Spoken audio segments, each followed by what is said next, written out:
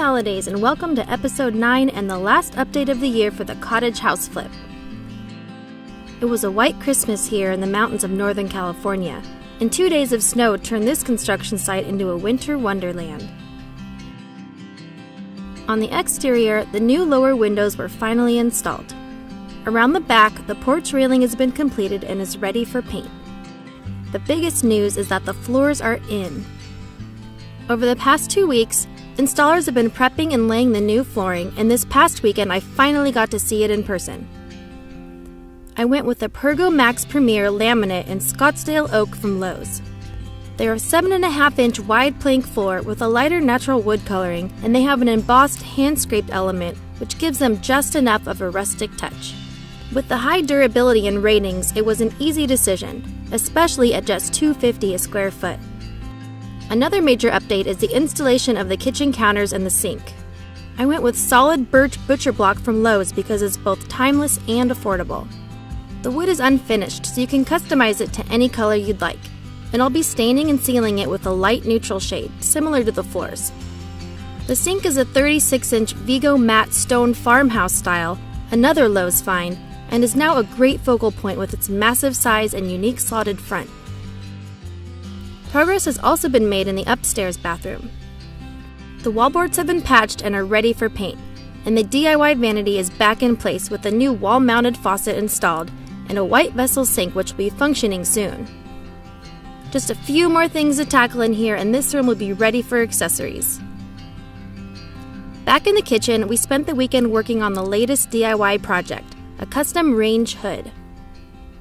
It was a lot more challenging than we had anticipated and took longer than planned, but fortunately we still managed to pull it off. We first built a frame using 2x4s around the base of the vent. After measuring and tracing the outline on the wall, we attached more 2x4s to the studs behind the drywall.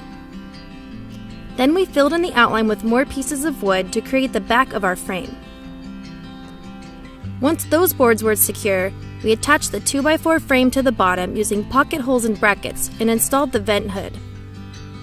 Slowly, piece by piece, we measured and calculated the angles and dimensions to build our 3D structure, which involved a lot of trial and error. Eventually, though, the frame came together and it was time to cover it all up. I picked up several 1x8-inch reclaimed wood boards at the lumber yard, which coordinated well with both the floors and wood counters. For a seamless look, we decided to miter the edges. The bottom row was pretty straightforward, with simple 45-degree miter cuts. Then the boards had to be angled on multiple planes and fit together, which was especially tricky given that they were different widths and thicknesses and not all perfectly straight. It took a lot of multiple cuts at multiple angles, and each board had to be cut slightly different to fit. The wood was attached using finishing nails for easy access to the vent hood if needed down the line. We spent all afternoon putting this hood together, trying to match up the boards and get the angles just right. The top portion had straight cuts, so it was much easier just like the bottom row. There's still a gap at the top which will be trimmed with 2 layers of wood for a more finished look. The bottom will also have an additional board added to form a lip, hiding the underside of the frame and creating a nice trimmed edge.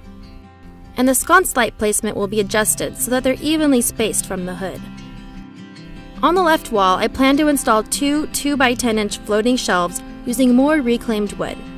There's still plenty left to do here in the kitchen, but we made some big strides over the holiday break, and I'm pretty proud of the hood we built from scratch.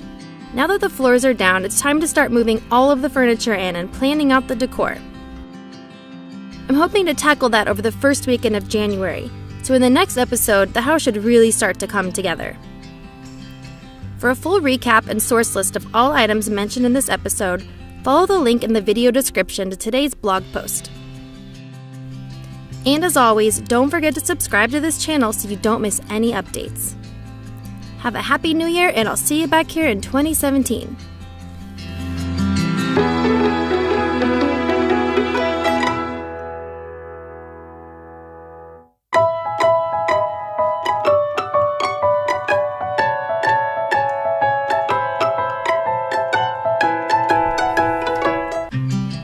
Happy holidays and welcome to episode 9 and the last update of the year for the Cottage house flip.